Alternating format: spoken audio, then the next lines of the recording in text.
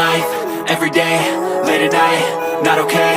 All I want, and I pray, all I need are some better days. Fuck me, I'm looking in the mirror, so foggy, but I've never seen clearer.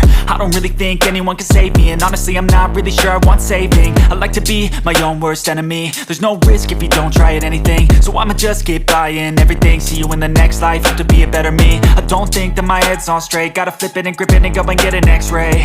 What's wrong with me? I just feel weight pushing on my chest and it squeezes till I suffocate. Better change my mindset, meditate. It's pretty cool that I'm alive and have better days. I could walk, see, hear, I should celebrate. Think I could change my mind, maybe elevate. Living life, every day, late at night, not okay. All I want, and I pray, all I need are some better days.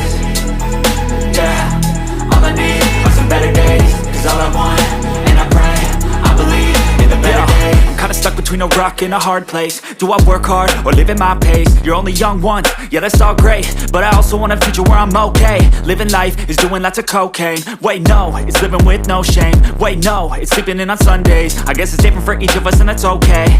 Well I just wanna be happy, how to get there? Glad that you asked me.